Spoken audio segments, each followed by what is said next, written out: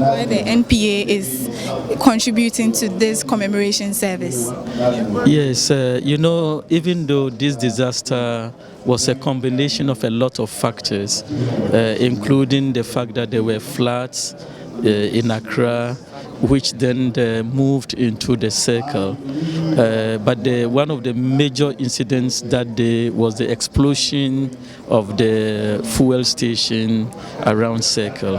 And because the NPA is the regulator for the downstream petroleum, it behoves us to solidarize with the families that had lost life, because some of them, we lost them because of the fire outbreak at the filling station. Maybe if it was just because of the rain, they would not have lost their lives. So we also are taking some responsibility that we need to share with the good people of Ghana. And that is why we are having this joint ceremony. Okay, if you say you take responsibility, that also means that you are you have a role to play after taking the responsibility to ensure that such things do not happen again. What measures has the NPA taken in 1 year, in a span of a year, to make sure such things does not happen again? Yes, we have now tightened our inspection and monitoring, and also the compliance. We go more frequently to the retail stations than we used to go previously. We also make sure that we meet with the Association of Oil Marketing Companies to ask them what the problems are on the field and whether there is compliance. And this frequent meeting has also helped us to understand what is on the field, and we are able to remedy the situation. Now, in terms of granting license, NPA used to be the last point, but now we have reversed the order, where NPA would be the first point of contact by any applicant that wants to construct a fuel station.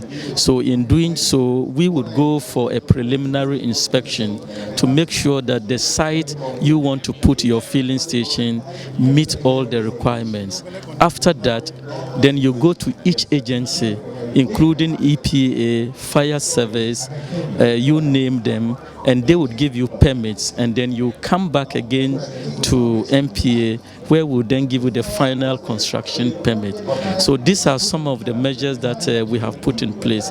In fact, to remove a lot of human error in the inspection of the fuel stations, we have now introduced a computer system where when we go, we have a checklist of about 90 safety items.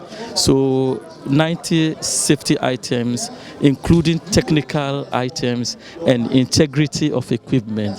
So when we now go and we start going through the checklist, at the end of the day, this computer software, which is in the form of a tablet, would be able to, in real time, calculate whether the filling station has passed, has failed, has had a good mark or an excellent mark. And that cannot be interfered with any human error or corruption. And this is immediately relayed to the head office. So these are some of the measures we have put in place. But also to show that we are committed to seeing that Ghanaians are well treated when there is a petroleum accident, we have been able to provide 1 million Ghana cedis to refurbish the Kolebu Benz unit. And it is a project we think that if we put in place, then into the future, if we have any accidents, the patient would be taken care of adequately. And this year is the 10th year of the NPA, but because of the disaster that happened, we decided that the resources that we would be using to celebrate, we have rather put it into this joint collaboration with AMA to rather give a memorial service to the lost families.